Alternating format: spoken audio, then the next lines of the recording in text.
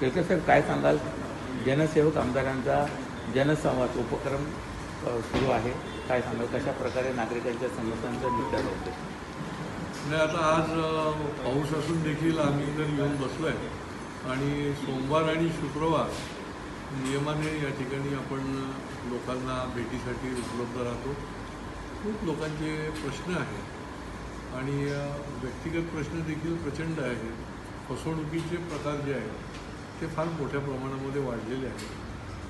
मग वर्तकनगर असेल, घोडबंदर असेल किंवा ठाणे शहर असेल, या भागामधले आता कालच आम्ही पोलीस आयुक्तांना देखील या संबंधामधली माहिती दिली की हजारो लोक विकासकाने फसवल्यामुळे हवालदिल झालेले आहेत आणि त्यांना समोर अंधार दिसतो आहे अशी परिस्थिती आहे.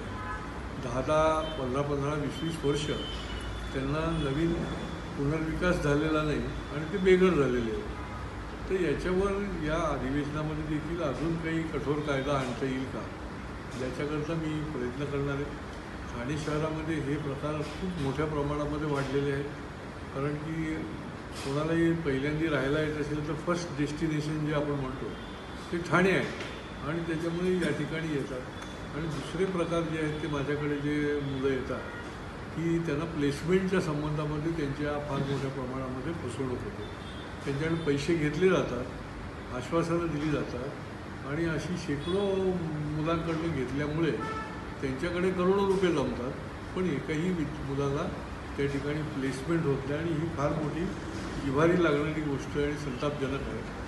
त्याच्यावर देखील आम्ही प्रकाशझोत टाकला. आमच्या युवा मोर्चाच्या कार्यकर्त्यांनी अनेक ठिकाणी धाडी पण टाकल्या, पण त्या संबंधामध्ये देखील पुढच्या काळामध्ये एक विशिष्ट कायदा देखील आणायला लागेल की जेणेकरून अशा प्रकारची फसवाफसवी जी आहे त्याला पायबंद बसेल.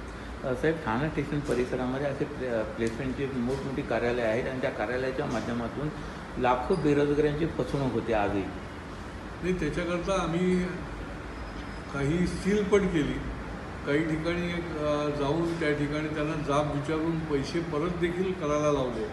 अशी शेकडो फसवणूक झालेल्या मुलांना पैसे परत मिळवून देण्याचंही काम जरी आम्ही केलेलं असलं तरी देखील संख्या मोठी आहे.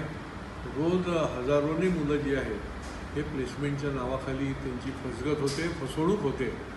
आयुक्तांना देखील आम्ही त्या संबंधामध्ये आमच्या युवा मोर्चाच्या तरुणांना घेऊन निवेदन देखील त्यांनी दिलं होतं. पण याच्यासंबंधी काही कठोर कायदा देखील आणण्याची गरज आहे. कारण याच्याकरता कुठलंही रजिस्ट्रेशन लागत नाही, कुठलंही लायसन लागत नाही. कुणी येतं, आपलं प्लेसमेंटचं दुकान उघडतं आणि स्टेशनच्या जवळजवळ 9 ते 10 इमारतीमध्ये हा आतभट्ट्याचा धंदा चालत असतो आणि तो समूळपणे उखडल्याशिवाय आम्ही स्वस्थ बसणार नाही. बेरोजगार तरुणांना काय आवाहन करतायत? मी शेवटी बेरोजगार तरुणांना मी आव्हान करेन की बाबांनो, सोशल मीडियाच्या जमान्यामध्ये आपल्याला निरनिराळी प्रलोभनं दिली जातात.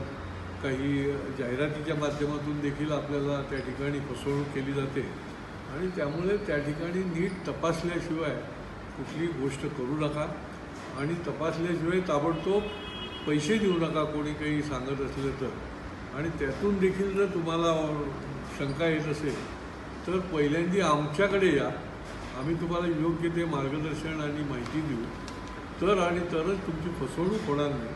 आणि त्याच्यामुळे याच्यासंबंधी फार काळजीपूर्वक असं या प्लेसमेंटच्या ठिकाणी आपण नोकरी मिळवण्यासाठी जा.